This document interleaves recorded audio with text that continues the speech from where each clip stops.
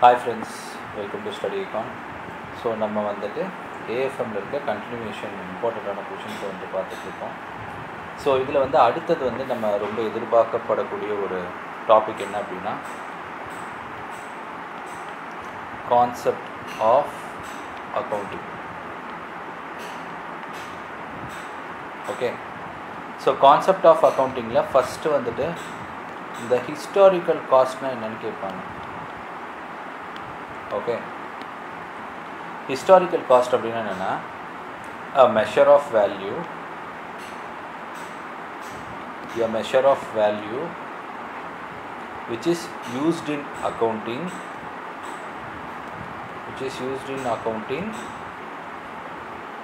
in which the value of an asset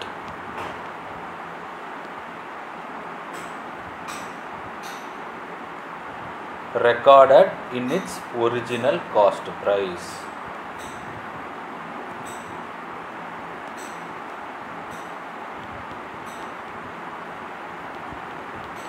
so அதாவது என்ன சொல்கிறாங்க அப்படின்னா ஹிஸ்டாரிக்கல் காஸ்ட் மெத்தட் அப்படின்னா என்னென்னா இட் இஸ் அ மெத்தட் என்ன அப்படின்னா பேலன்ஸ் ஷீட்டில் நீங்கள் வந்துட்டு ஒரு அசட்டினுடைய வேல்யூவை வந்து நீங்கள் மென்ஷன் பண்ணும்போது அதோட ஒரிஜினல் காஸ்ட் ப்ரைஸில் தான் நீங்கள் மென்ஷன் பண்ணுவீங்க.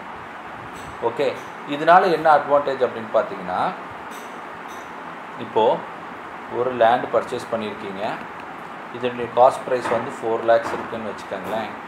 இப்போ இந்த லேண்ட் அப்ரிஷியேட் ஆனாலும் நம்ம காஸ்ட் ப்ரைஸை தான் மென்ஷன் பண்ண போகிறோம். First point. செகண்ட் பாயிண்ட் என்ன அப்படின்னா கேபிட்டல் எக்ஸ்பெண்டிச்சரை எக்ஸாக்டாக உங்களால் கேல்குலேட் பண்ண முடியும். தேர்ட் பாயிண்ட் என்ன அப்படின்னா ஆக்சுவல் ப்ரைஸிங் என்னன்றது தெரிஞ்சிடும் நீங்கள் ஹிஸ்டாரிக்கல் மெத்தடில். ஓகேங்களா? அதே மாதிரி ஹிஸ்டாரிக்கல் ப்ரைஸஸில் நீங்கள் எந்த ஒரு வேல்யூ எழுதினாலுமே அது வந்து நீங்கள் சேல்ஸ் பண்ணும்போது உங்களுக்கு அதை விட அதிகமான வேல்யூ தான் கிடைக்க போகுது. ஸோ அந்த டைமில் நமக்கு என்ன ஆகும் அப்படின்னா மார்க்கெட்டபிள் செக்யூரிட்டி டீட்டெயில்ஸு நம்ம ஒன்று வச்சுருப்போம். மார்க்கெட்டபிள் செக்யூரிட்டிஸ் அப்படின்னா இப்போ வந்து கம்பெனிஸ்க்கு ஒரு சின்ன ப்ராப்ளம் வருது அப்படின்னா இந்த மார்க்கெட்டபிள் செக்யூரிட்டிஸ் என்னென்ன இருக்குது நம்மக்கிட்டன்னு கம்பெனி வந்து ஒரு இவாலுவேஷன் போடும். அப்போது அது வந்து பர்ச்சேஸ் பண்ணுற வேல்யூ எல்லாம் பேலன்ஸ் ஷீட்டில் இருக்கும் இல்லையா, அதை பார்த்துட்டு இந்தந்த வேல்யூலாம் இன்க்ரீஸ் ஆகிருக்கு, ஸோ இந்த அசட்டை நம்ம சேல்ஸ் பண்ணலான்ற ஒரு கன்க்ளூஷனுக்கு ஈஸியாக வர முடியும். ஓகே, இதுதான் வந்து ஹிஸ்டாரிக்கல் கான்செப்ட் அப்படின்னு சொல்லுவாங்க. ஹிஸ்டாரிக்கல் கான்செப்ட்ஸில் வந்துட்டு ஃப்ளோ என்ன அப்படின்னா business records the asset, liability and equity at original purchase price. சரி, பர்ச்சேஸ் ப்ரைஸில் எந்த இடத்துல எழுதுவாங்க? இன் பேலன்ஸ் ஷீட். இதுதான் வந்து ஹிஸ்டாரிக்கல் காஸ்ட் கான்செப்டோடைய இம்பார்ட்டண்ட்டான பாயிண்ட். ஓகே, ஸோ ஒரு பிஸ்னஸ் வந்துட்டு தன்னுடைய அசட்டு, லைபிலிட்டி, ஈக்விட்டியை வந்துட்டு ஒரிஜினல் பர்ச்சேஸ் ப்ரைஸில் மென்ஷன் பண்ணுறது தான் ஹிஸ்டாரிக்கல் கான்செப்ட் அப்படின்னு சொல்லுவாங்க. ஓகே ஓகே ஸோ நெக்ஸ்ட் வந்து என்ன அப்படி கேட்பாங்க அப்படின்னா ட்ரையல் பேலன்ஸினுடைய ஃபீச்சர்ஸ் கேட்டிருக்காங்க. Okay, so trial balance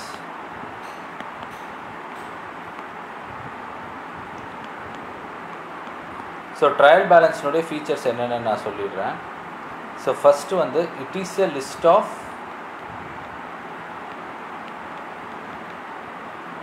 debit and credit balance from the ledger. Okay, debit and credit balance from the ledger. So ledger posting அப்புறமேட்டு தான் ட்ரையல் பேலன்ஸ் கால்குலேட் பண்ணுறாங்க. ஸோ அதனால் ஓகே, இது வந்துட்டு போத் கேஷ் அண்டு பேங்க் பேலன்ஸையும் வந்துட்டு include பண்ணும். அப்புறம் எதுக்காக ட்ரையல் பேலன்ஸ் கண்டுபிடிக்கிறாங்க அப்படின்னா அக்யூரசி இம்ப்ரூவ் பண்ணுறதுக்காக, தப்பு நடந்துடக்கூடாது இல்லையா, அதனால் அக்யூரசிக்காக தான் இது ப்ரிப்பேர் பண்ணுறாங்க. ஓகே, அதே மாதிரி இதில் வந்து ரிசீவபிள்ஸ் எவ்வளோ இருக்குன்னு நமக்கு தெரிஞ்சிடும். அதே மாதிரி ட்ரையல் பேலன்ஸ் வந்து எப்போ ப்ரிப்பேர் பண்ணுவாங்க அப்படின்னு பார்த்தீங்கன்னா monthly, quarterly, half yearly and annually. Okay, so so ஒவ்வொரு டைமும் இது ப்ரிப்பேர் பண்ணும்போது எரர் இருக்கான்னு செக் பண்ணிக்கிட்டே இருப்பாங்க. சரிங்களா? இதுதான் வந்துட்டு features of the trial balance. Okay, so trial balance எதுக்காக நம்ம ப்ரிப்பேர் பண்ணுறோம் அப்படின்னா, த ப்ரைமரி பெனிஃபிட் என்ன அப்படின்னு கொஷினில் கேட்டாங்க அப்படின்னா, to improve the accuracy, arithmetical அக்யூரசின்னு சொல்லுவாங்க. அரித்மெட்டிக்கல் அக்யூரசினா என்ன அர்த்தம்? கால்குலேஷன் மிஸ்டேக் வராமல் இருக்கணும்ட்டு லெட்ஜர்லேருந்து நீங்கள் போஸ்டிங் பண்ணி ட்ரையல் பேலன்ஸ் ஃபாலோ பண்ணுறீங்க. ஓகேங்களா? சரி, ஸோ ட்ரையல் பேலன்ஸை பற்றி கண்டிப்பாக கொஷின் கேட்பாங்க, அதை நீங்கள் ஞாபகம் வச்சுக்கணும். ஓகேங்களா? அடுத்து நெக்ஸ்ட்டு வந்து கேட்ட கேள்வி வந்து பார்த்தீங்க அப்படின்னா,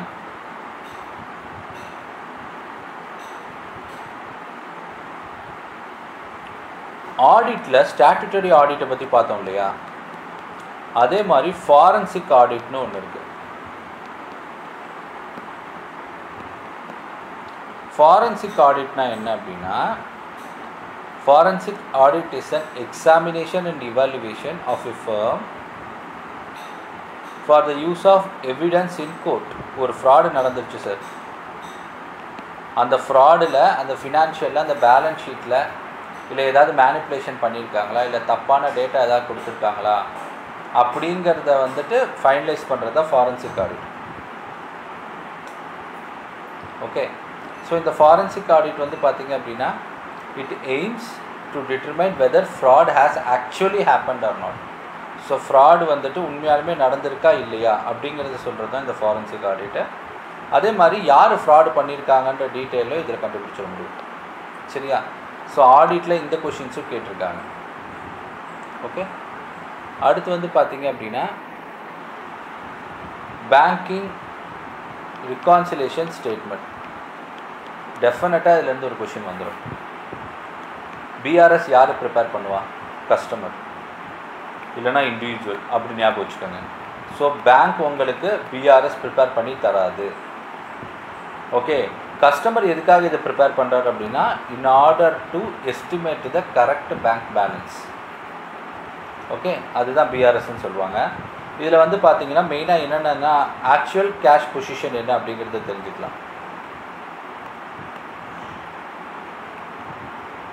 அப்புறம் இதில் வந்து இந்த கிளியரிங் டிலேஸை வந்து நீங்கள் அவாய்ட் பண்ணிக்கலாம். நீங்கள் ஒரு செக்கு போட்டிருப்பீங்க, அது ஒரு 2-3 நாள் கழித்து உங்களுக்கு பேமெண்ட் வந்தால் கூட அந்த டிலே வந்துட்டு உங்களால் கண்டுபிடிக்க முடியும். ஓகே, ஃப்ராட்ஸ் நடக்கிறதுக்கு சான்சஸே கிடையாது. செக் மூலிமா ஃப்ராட் பண்ணுறது, இப்போ நம்ம அக்கௌண்ட்லேருந்தே வந்துட்டு ஃபேக் செக் கொடுத்து பாஸ் பண்ணுறது, இதெல்லாம் எதுவுமே நடக்காது. இதான் வந்து ரீகான்சிலேஷன் ஸ்டேட்மெண்ட்டுன்னு சொல்லுவாங்க. ஸோ இந்த ரீகான்சிலேஷன் வந்து பார்த்திங்க அப்படின்னா, ஃபஸ்ட்டு வந்து கஸ்டமர் தான் வந்து இதை ரெடி பண்ணுறாரு. ஓகே, எதுக்காக அப்படின்னா கிளரிக்கல் எரரை அவாய்ட் பண்ணுறதுக்காக.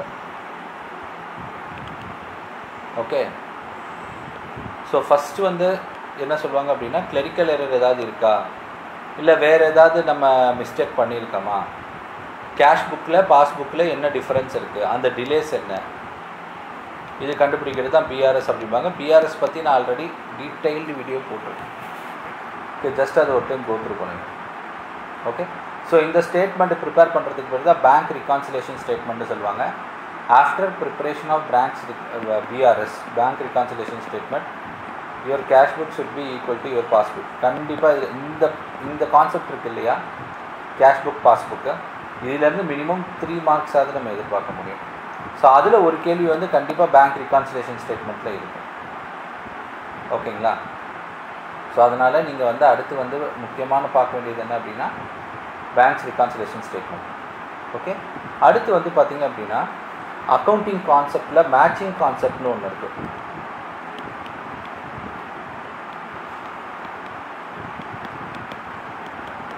ஓகே, நான் ஏன் வந்துட்டு இப்படி மாற்றி மாற்றி எடுத்துகிட்டு போயிட்டுருக்கேன் அப்படின்னா, நான் கலெக்ட் பண்ணி வச்சுருக்க டேட்டா சீக்வன்ஸில் நான் போயிட்டுருக்கேன். ஓகே, ஸோ நீங்கள் வந்துட்டு இந்த வீடியோஸ் பார்க்கும்போது ஜஸ்ட் ஒரு நோட்டில் வந்துட்டு அந்த டைட்டில் மட்டும் எழுதிக்கோங்க. நம்ம என்னென்ன பார்த்துட்டு வந்திருக்கோம் அது வந்து நம்ம புக்கில் இப்போ வந்து நம்ம ரிவைஸ் பண்ண போகிறோம் அப்படின்னு சொல்லிட்டு. So that will be very much helpful for you. So first வந்து மேட்சிங் கான்செப்டை பற்றி பார்த்துட்டு இருந்தோம் இல்லையா. மேட்சிங் கான்செப்ட்னா என்ன அப்படின்னா, the concept explain what we have to match the income. அதாவது சிம்பிளாக சொல்ல போனால் இப்போது ஃபினான்ஷியல் இயர் 2024 to 2025 நம்ம ஐடி ஃபைல் பண்ணியிருக்கோம் சார். ஸோ இந்த வருஷத்துடைய இன்கமையும் இந்த வருஷத்துடைய எக்ஸ்பெண்டிச்சரையும் நம்ம மேட்ச் பண்ணுறோம். இதுதான் மேட்சிங் கான்செப்ட், வேறு ஒன்றுமே கிடையாது. ஓகே, ஸோ இதனால் என்ன ஆகுது அப்படின்னா போன வருஷத்தோட இன்கமை இந்த வருஷத்தோட எக்ஸ்பெண்டிச்சராகவும் இந்த வருஷத்தோட இன்கமை லாஸ்ட் இயர் எக்ஸ்பெண்டிச்சரோட நம்ம மேட்ச் பண்ண போகிறது கிடையாது. ஓகே, ஸோ இதனால் என்ன ஆகும் அப்படின்னா அசட் வேல்யூவேஷன் நமக்கு கரெக்டாக கிடைக்கும். ஓவர் வேல்யூவே ஒரு அசட்டை பண்ண முடியாது. ஏன்னா நான் போன வருஷம் 5 லட்சத்துக்கு நான் இடம் வாங்கினேன், இந்த வருஷம் அது 10 லட்சம் ஆகிடுச்சு, அது தேவையில்லை. போன வருஷம் இன்கம் வச்சு போன வருஷம் எக்ஸ்பெண்டிச்சரை நம்ம கேல்குலேட் பண்ணுறோம். சரிங்களா? அதே மாதிரி கேபிட்டல் எக்ஸ்பெண்டிச்சரை நீங்கள் எக்ஸாக்டாக கேல்குலேட் பண்ண முடியும். ஸோ அதுதான் வந்து மேட்சிங் கான்செப்ட் அப்படின்னு சொல்லுவாங்க. ஓகேங்களா? அடுத்து வந்துட்டு டெப்ரிஷியேஷன். டெப்ரிஷியேஷன் நான் தனி வீடியோவே போட்டிருக்கேன், டிஃப்ரெண்ட் டைப்ஸ் ஆஃப் டெப்ரிஷியேஷன்னு. ஆனால் டெப்ரிஷியேஷனில் ஒரு ஸ்டெப் அஹீடாக இவங்க ஒரு கொஷின் கேட்டிருக்காங்க. டெப்ரிஷியேஷன் பர் யூனிட்னு ஒரு கொஷின் கேட்டிருக்காங்க. இது என்ன மெத்தடுன்னு சொல்லுவாங்க அப்படின்னா யூனிட் ப்ரொடக்ஷன் மெத்தடுன்னு சொல்லுவாங்க. ஏன்னா நிறைய மெத்தட் இருக்குது டெப்ரிஷியேஷனில். ஸோ இந்த மெத்தடில் ஒரு கொஷின் கேட்டிருக்காங்க, அதை நான் எக்ஸ்பிளைன் பண்ணிடுறேன். ஒரு கம்பெனி இருக்குது, ஏபிசின்னு வச்சுக்கலாம் அவங்க நேமை. அவங்க வந்துட்டு ஒரு கிளாத் ப்ரொடக்ஷன் பண்ணுறாங்க, இல்லைனா ஒரு மாஸ்க் ப்ரொடக்ஷன்னே வச்சுக்கோங்களேன். மாஸ்க் ப்ரொடக்ஷன் பண்ணுறாங்க. 10,000 மாஸ்க் வந்துட்டு அவங்க ப்ரொடக்ஷன் பண்ணணும், சார்ஜ் 10 lakhs மாஸ்க். ஓகே, அதுக்கப்புறம் அந்த மெஷினை ஸ்க்ராப் பண்ண போகிறாங்க. இப்போது பர்ச்சேஸ் ப்ரைஸ் வந்துட்டு பார்த்திங்க அப்படின்னா மெஷினுக்கு வந்து 1 lakh ப்ரைஸு. ஓகே, ஸ்க்ராப் வந்து பார்த்திங்க அப்படின்னா 10,000 கொடுத்துட்டாங்க. சரியா? ஃபஸ்ட் இயரில் வந்து இவங்க எவ்வளோ ப்ரொடக்ஷன் பண்ணியிருக்காங்கன்னா 4 லட்சம் மாஸ்க்கை ப்ரொடியூஸ் பண்ணிட்டாங்க. ஸோ இப்போ டெப்ரிசியேஷன் எவ்வளோ எடுத்து வைக்கணும்னு கொஸ்டின் கேட்குறாங்க. சிம்பிள், என்ன பண்ணணும் அப்படின்னா காஸ்ட் ஆஃப் த அசட் எவ்வளோ? 1 lakh. Okay, so 1 lakh minus what is the depreciation 10,000 divided by total எவ்வளோ ப்ரொடக்ஷன் பண்ண வேண்டியது 10 லட்சம். ஸோ நீங்கள் கேல்குலேட் பண்ணிங்க அப்படின்னா 0.09 வரும். ஸோ அப்போது ஒரு யூனிட் ப்ரொடியூஸ் பண்ணும்போது டெப்ரிசியேஷன் சார்ஜஸ் எவ்வளோ? 9 பைசா. நான் எவ்வளோ ப்ரொடக்ஷன் பண்ணியிருக்கேன்? 4 லட்சம் ப்ரொடக்ஷன் பண்ணியிருக்கேன். அப்போ என்னோடய டெப்ரிசியேஷன் இப்போ எவ்வளோ இருக்கும் அப்படின்னு பார்த்தீங்கன்னா 36,000 ரூபாய். இதுதான் என்னோடய depreciation cost as per units of production method. இது நிறைய பேர் பார்த்துருக்க மாட்டோம், இது நம்ம தெரிஞ்சுக்கணும். பட் இது கேல்குலேஷன் ரொம்ப ஈஸி தான். அசட் வேல்யூ மைனஸ் ஸ்க்ராப் வேல்யூன்னு கூட போட்டுருக்காங்க. Scrap value divided by total quantity. இது கண்டுபிடிச்சிட்டிங்க அப்படின்னா இது என்னென்னா டெப்ரிசியேஷன் ஃபார் யூனிட், என்ன பர் யூனிட்னு போட்டுக்கோங்க. அப்புறம் எத்தனை யூனிட் ப்ரொடியூஸ் பண்ணால் எவ்வளோ டெப்ரிசியேஷன் மைனஸ் பண்ணுன்றது நீங்கள் கண்டுபிடிச்சிக்கலாம். ஓகேவா? ஸோ இதுதான் வந்து டெப்ரிசியேஷன் காஸ்ட் பர் யூனிட்னு சொல்லுவாங்க. இல்லை டெப்ரிசியேஷன் பர் ஒரு யூனிட்டுக்கு நான் எவ்வளோ தேய்மானம் எனக்கு ஆகுது அதை வந்து நான் ரூபாவில் சொல்லணும் அப்படின்னா அதுக்கு இதுதான் formula. Okay, asset value minus scrap value divided by total quantity to be produced. சரிங்களா? ஓகே, இது வந்து என்ன சொல்லுவாங்க அப்படின்னா யூனிட்ஸ் ஆஃப் ப்ரொடக்ஷன் மெத்தட் அப்படின்னு சொல்லுவாங்க. ஓகேவா? ஸோ நெக்ஸ்ட் வந்து பார்த்திங்க அப்படின்னா பில்ஸ் பற்றி கொஞ்சம் பார்ப்போம். ஏன்னா பில்ஸில் வந்து ஒரு 4 டைப் ஆஃப் பில்ஸ் சொல்லுவாங்க. ஸோ அதை பற்றி கொஷின்ஸ் கொஞ்சம் கேட்டிருக்காங்க. ஃபஸ்ட்டு வந்து endorsement.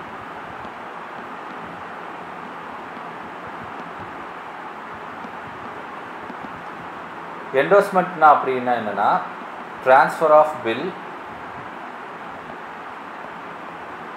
From one person to other person.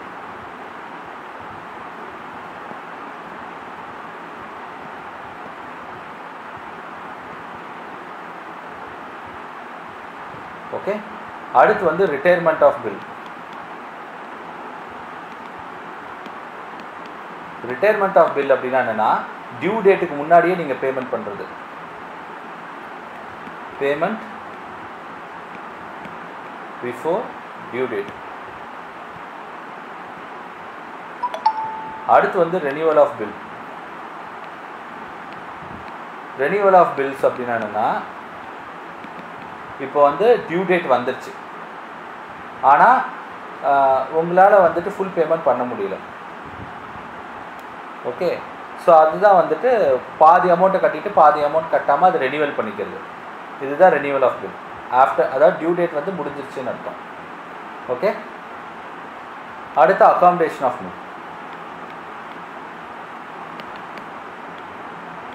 Accommodation of bill அப்படின்னா when one party accept the bill drawn on him by another. ஒருத்தர் வந்துட்டு பில்ஸை வந்துட்டு பேமெண்ட்டுக்கு பதில் இன்னொருத்தர் அக்செப்ட் பண்ணிக்கிறது, ஹெல்ப் பண்ணுறதுக்காக. அவர்கிட்ட பணம் இல்லை, ஆனால் என்னோடய பில்லோட அகாமடேட் பண்ணிக்கோங்க அப்படின்னு நம்ம ஹெல்ப் பண்ணுறோம்ல, அதுதான் வந்து அகாமடேஷன் ஆஃப் பில் அப்படின்னு சொல்லி சொல்லுவாங்க. ஓகே, ஸோ கண்டிப்பாக இது 4 வந்து கொஸ்டின் கேட்கறதுக்கு சான்சஸ் இருக்குது. ஜஸ்ட்டு உங்கள் மெக்மில்லன் புக் எடுத்து ஒரு டைம் இந்த பில்ஸை பற்றி கொஞ்சம் படிச்சுக்கோங்க. ஏன்னா பில் ஆஃப் எக்ஸ்சேஞ்சை பற்றி நிறைய டைம் கொஷின்ஸ் கேட்டுட்டு தான் இருக்காங்க. ஏன்னா அது வந்து கொஞ்சம் நம்ம வந்து ப்ராக்டிக்கலாக நம்ம பார்க்க மாட்டோம், பட் ஆனால் தியரிட்டிக்கலாக இட்ஸ் வெரி வெரி இம்பார்ட்டண்ட்டான topic. Okay,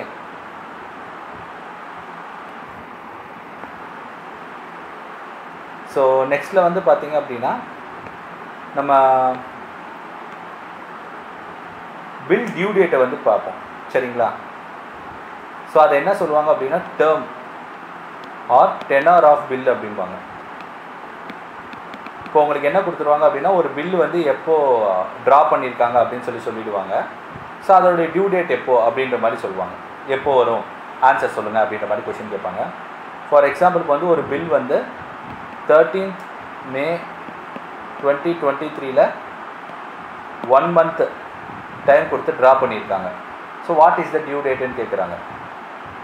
okay, so due date வந்து பார்த்தீங்க அப்படின்னா எப்போ வரும் அப்படின்னு நம்ம கால்குலேட் பண்ண போகிறோம். ஸோ 13/5/2023 அப்படின்னா ப்ளஸ் 1 month இல்லையா? ஸோ 1 month அப்படின்னா கரெக்டாக 30 days நமக்கு டைம் கிடைக்கும். ப்ளஸ் இதோட 3 days வந்து கிரேஸ் பீரியட் நம்ம ஆட் பண்ணணும். ஓகே, நீங்கள் ஆட் பண்ணிங்கன்னா எவ்வளோ வரும் அப்படின்னா 13/5/2023 1 month ஆட் பண்ணிங்க அப்படின்னா 13/6/2023 சாரி ஜனவரி, பிப்ரவரி, மார்ச், ஏப்ரல், மேல வந்து 31 நாள் இல்லையா? ஸோ அப்போ வந்து 14/6/2023 ப்ளஸ் 3 டேட் போட்டிங்க அப்படின்னா 17/6/2023 தான் வந்து உங்களுக்கு என்ன வரும்? டியூ டேட்டாக வரும். ஸோ நீங்கள் 1 monthனா கேல்குலேஷன் பண்ண வேண்டாம், அந்த மந்தில் 30 நாளா 31 நாளான்றதை நீங்கள் கேல்குலேட் பண்ணிக்கலாம். ஓகேவா? ஸோ இது ரொம்ப ரொம்ப இம்பார்ட்டண்ட்டு. பில்லோடைய டெனார் கேட்டாங்க அப்படின்னா அந்த bill period plus 3 days. Okay, bill period plus 3 days is the bill டெனார் period. So இது வந்து கண்டிப்பாக கேட்பாங்க. இன்கேஸ் இந்த பர்டிகுலர் டே வந்து பப்ளிக் ஹாலிடேவாக வருது அப்படின்னா, ஃபார் எக்ஸாம்பிள் இந்த 17/6 வந்து பப்ளிக் ஹாலிடேவாக வருது அப்படின்னா அதுக்கு முந்தின ஒர்க்கிங் நாள், ப்ரீவியஸ் ஒர்க்கிங் டே தான் வந்து நமக்கு பில் டியூ டேட்டாக ஆகிடும். ஓகேங்களா? ஸோ இந்த கொஷினும் கேட்டிருக்காங்க. ஓகேவா ஃப்ரெண்ட்ஸ்? ஸோ இதில் நம்ம சில கொஷின்ஸ் நம்ம டிஸ்கஸ் பண்ணியிருக்கோம். ஸோ நெக்ஸ்ட் வீடியோவில் ஃபர்தராக சில கொஷின்ஸ் என்கிட்ட கொஞ்சம் டேட்டாஸ் இருக்குது, அதையும் நான் உங்களுக்கு ஷேர் பண்ணுறேன். ஓகே ஃப்ரெண்ட்ஸ், தேங்க்யூ ஃபார் வாட்சிங் திஸ் வீடியோ. அண்ட் கண்டிப்பாக இந்த வீடியோஸை ஷேர் பண்ணுங்கள். ஷேர் பண்ணி யாராவது இப்போ ப்ரிப்பேர் பண்ணிட்டு இருக்காங்க எக்ஸாமுக்கு அப்படின்னா கொஞ்சம் ஃப்ரீ டைமில் இந்தந்த டாபிக்ஸ்லாம் நீங்கள் பார்த்துட்டே வந்தீங்க அப்படின்னா அக்கௌண்ட்ஸ் கொஞ்சம் ஈஸியாக இருக்கும் ப்ளே பண்ணுறது. ஓகேவா? ஸோ தேங்க்யூ ஃபார் வாட்சிங் this video. Have a good day.